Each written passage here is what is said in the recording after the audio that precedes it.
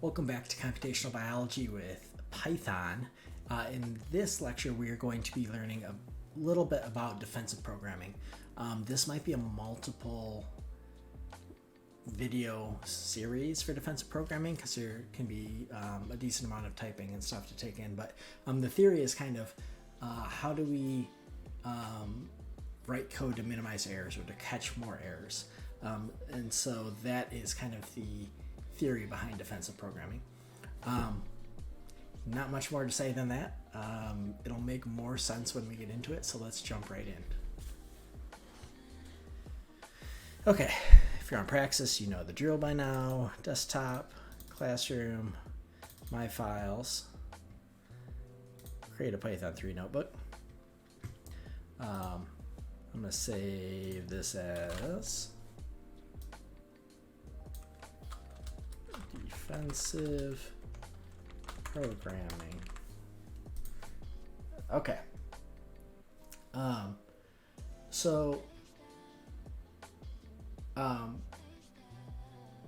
What we need to be able to, so we've done all these different programs and kind of did loops and things, and we made programs that did things, right?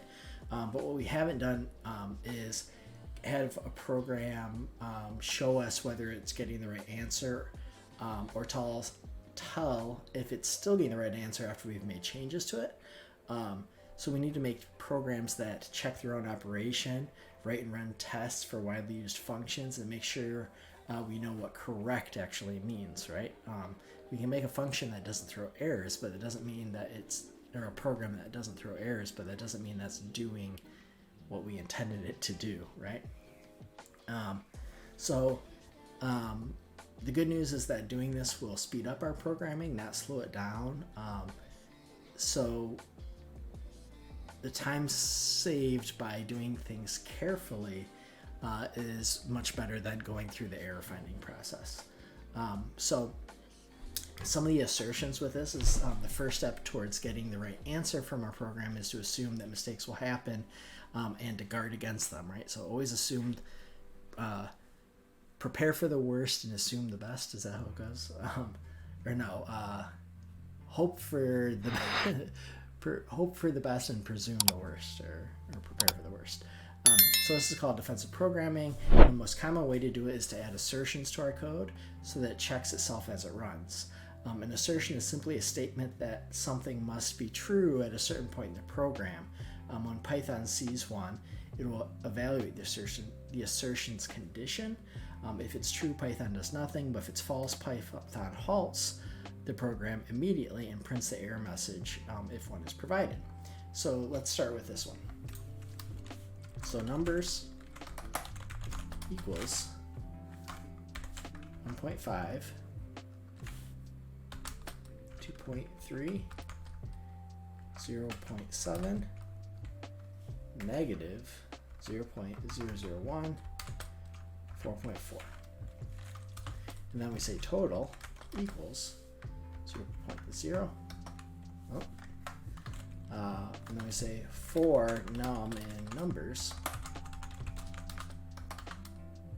assert num is greater than 0.0. Data should only contain positive values. And then we say total plus or equal to num, and then we're going to print total is total. So what's this function doing? So what this function does is it takes a total that's equal to 0, and then it goes through our list of numbers for each number in our list here, numbers. It adds it to total, right? So if we run this, we get this error because we have a negative, right? Data should only contain positive values. So it prints this because it's throwing this error, right? And that's why this assertion error is here. So if we get rid of this negative here when we run it, you see that we get a total for all the values in our numbers saved list.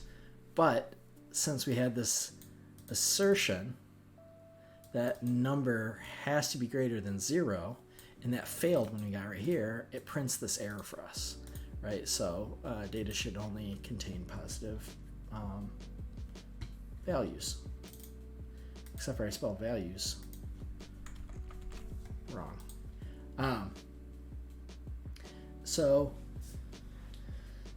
there's a lot of assertions are very common in programming. So for example, a browser like Google Chrome or Firefox, there is about 10 to 20% of the code that makes up those programs are there to check that the other 80 or 90% are actually working correctly. So those assertions make up about 10 to 20% of something, of the program, like a browser. So there are three different types of assertions. There's a precondition, which is something that must be true at the start of a function in order for it to work correctly. A postcondition is something that the function guarantees is true when it finishes. And then an invariant is something that is always true at a particular point inside of a piece of code. So for example, suppose we are representing rectangles by using a tuple of 4 coordinates. So for example, a tuple of x0, y0, x1, y1. So that's what we're assuming. So in order to do some calculations, we need to normalize the rectangle so that the lower left corner is the origin and the longest side is 1 unit long. This function does that, which we're going to write in a second, but check that the input is correctly formatted and that these results make sense. So we want to make a square where we have, this is the x and y coordinate for the lower left, and then the x and y coordinate for the upper right.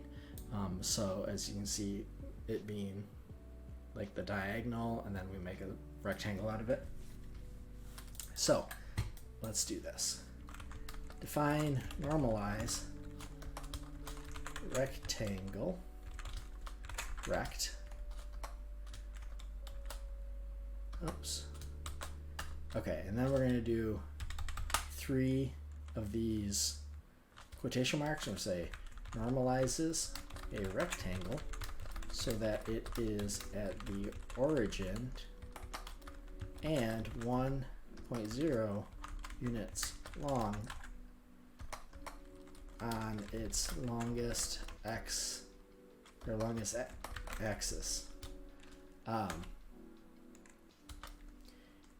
Input should be of the format x0, y0, x1, y1,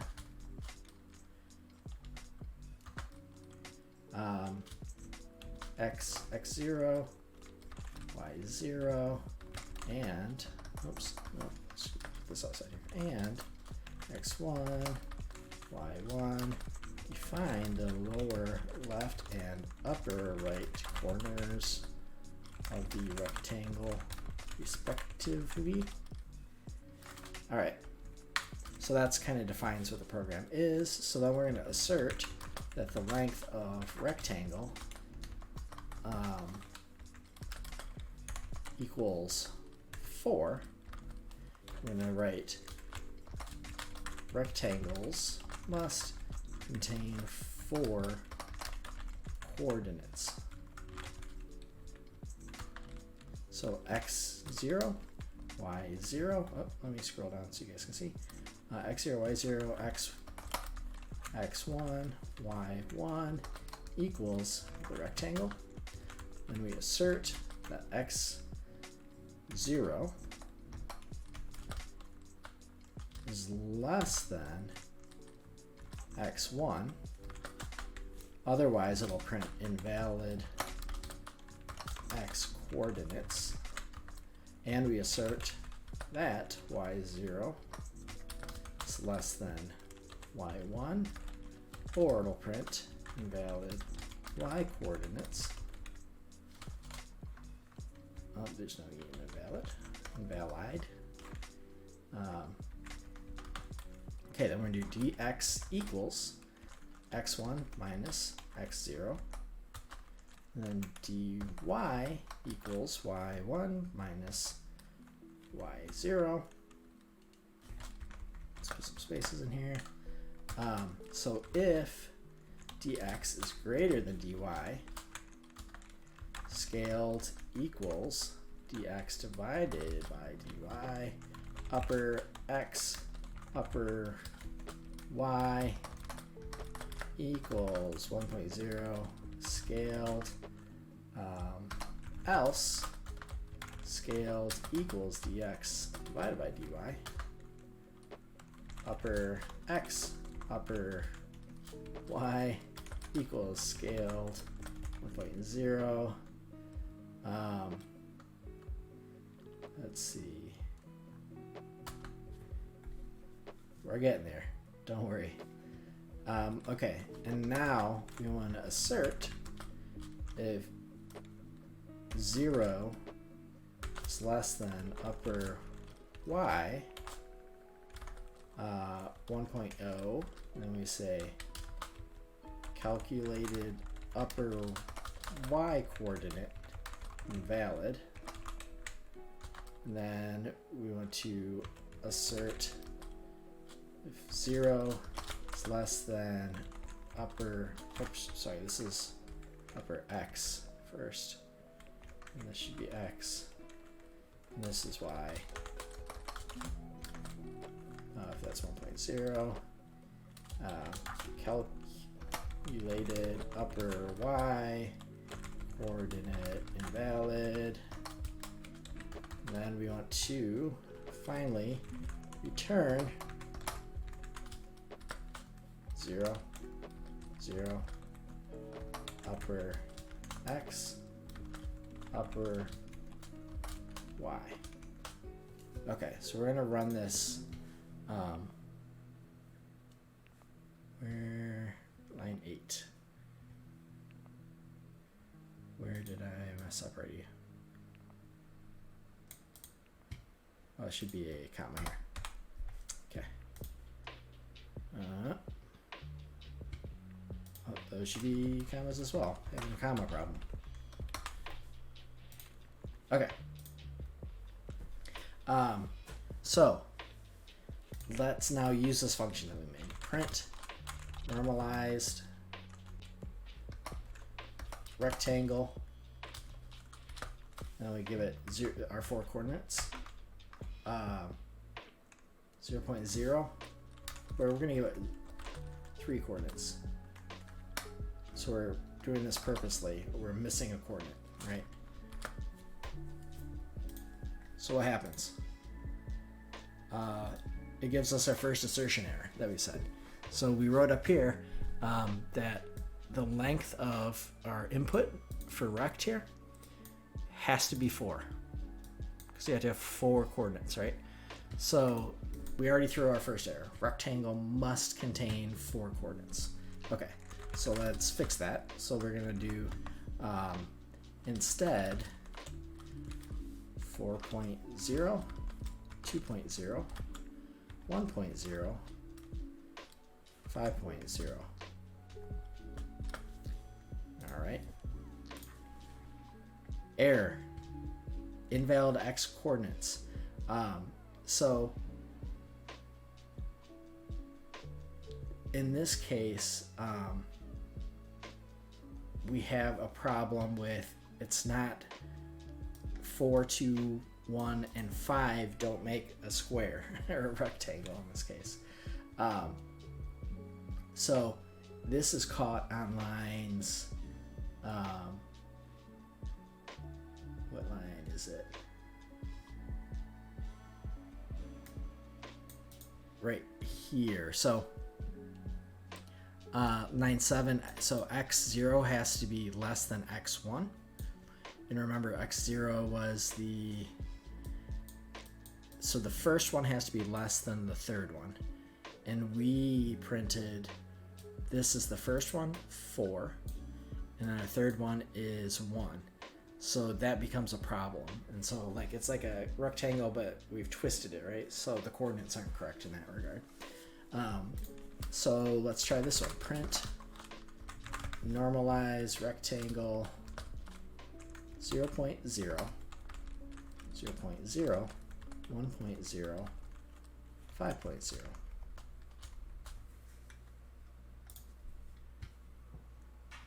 And there we go. So it normalized our rectangle down like we had asked it to, this function. So we've met all the conditions, so no assertion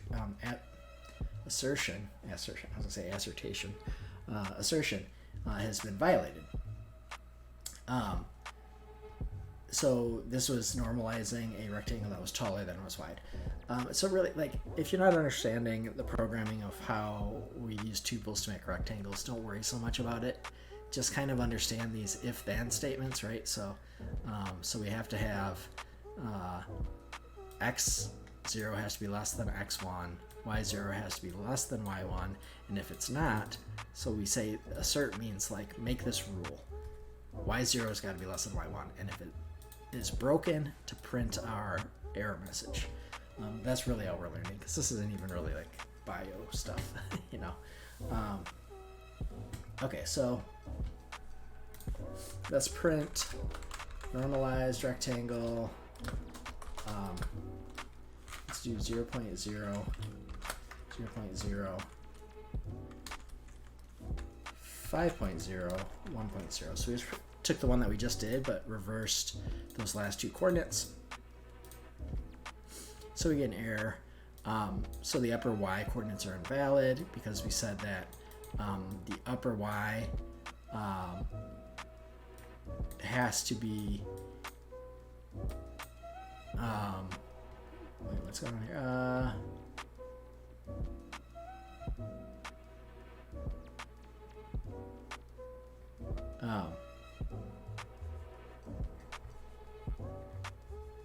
Let's see.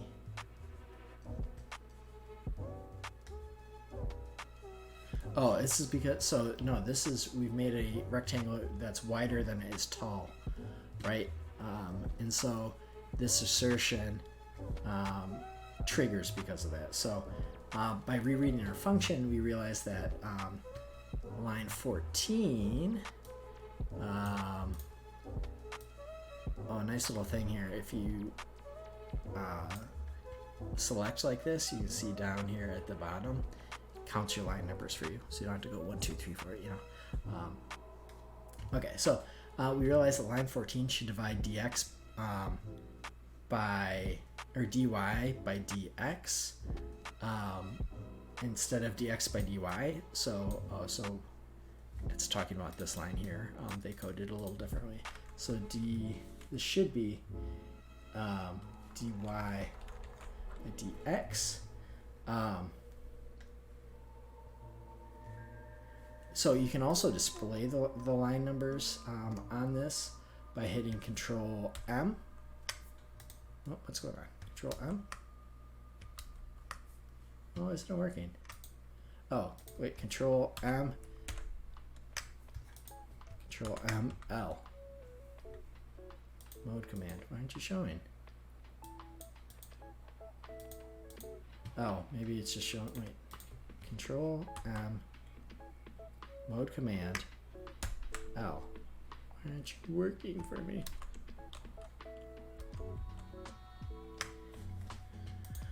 Oh, okay. Well, ignore that. The command's not working.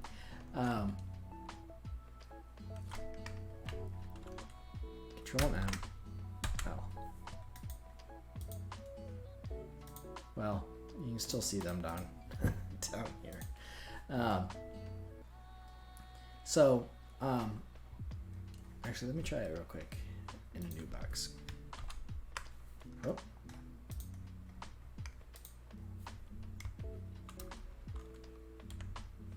Nope, that didn't do anything.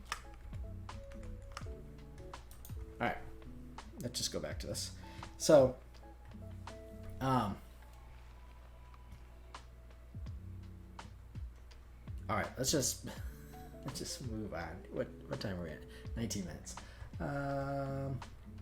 All right, we're going to stop here. This one is a little messy of a video, but thank you for sticking with me. So really, in essence, this is kind of a sloppy example, but all I wanted to show you is that, okay, you can build these assertions like this into your code, into your functions, so that it checks it along the way. So if you have something you know is going to throw your function off, like you're you know, dividing by 0 or something like that, you can put this assertion in. And especially if you're running codes that are really long, computation heavy codes, like things that just a couple of videos ago I had one that it was a Linux thing where it was installing, but anyways, something similar where it's like 5 minutes to run. I had one when I was doing some metagenomic stuff for a colleague of mine. It took 7 days to run. So you can throw these things in here that say, okay, before we get to the part that's going to take 7 days, let's throw an error if we see something obvious that's going to cause it to have a problem. So they're perfect to put in for that. Okay, so I apologize. That was, like I said, is kind of a little sloppy of an example. We're gonna, in the next video, finish it out. I hope that my stuff runs a little bit better, but just bear with me. Thank you for watching. Watching on YouTube, hit like, hit subscribe. I appreciate your support, and let's get these videos out to a bunch of people. I get a bunch of nice comments from people all over the world. A lot of people from Bangladesh, in the Philippines, and India, and where else do I remember seeing? A lot of Asian countries, which is awesome. I appreciate you guys watching the video.